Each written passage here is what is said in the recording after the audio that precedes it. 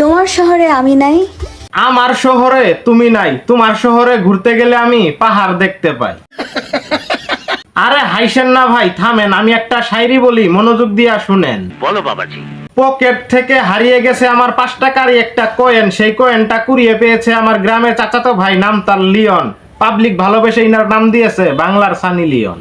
মানে এটা কি ডারে? কি বলেন এইগুলা? ইনাকে এখনো চিন্তা পারতাছেন না? যাই হোক আপা, জাতি আপনার পরিচয় জানতে চাই, আপনার পরিচয়টা একটু দেন। মুশফিকা রহমান, তাই নাকি আপা? নামটি আপনার অস্থির। যাই হোক, আপনার বয়স কত? 19 বছর। 19 বছরেই এই অবস্থা, আর কিছুদিন গেলে হয়ে যাবে তো বুর্জ খলিফা। আর হ্যাঁ আপা, একটি কথা, আপনার বয়স যদি হয় 19, তাহলে আমাদের লাইলা খালার বয়স হবে 15। ঠিক বলেছো। আর পাবলিক হুদায় আমাদের লাইলা খালারে বুড়া বিডি বলে, এইগুলা বিশ্বাস করা যায়?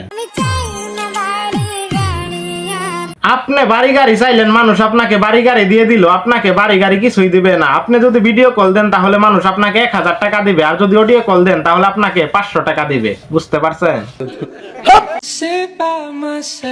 দেখছেন নি কারবার? আপা ইমুতে ফ্রিল্যান্সিং করে করে কিছু টাকা জমাইছে শুধুমাত্র আইফোন 16 প্রো ম্যাক্স কেনার জন্য। কি জামানা আইলো রে ভাই, বুঝতেছি না আমি কিছু। ইমুতে ফ্রিল্যান্সিং করে টিকটকাররা কিনে ফেলছে আইফোন 16 প্রো ম্যাক্স, আবারও অনেক টিকটকার কক্সবাজার গিয়ে কিনে ফেলতাছে আইফোন 16 প্রো ম্যাক্স। কেসটা তুমি ধরেই ফেলেছো।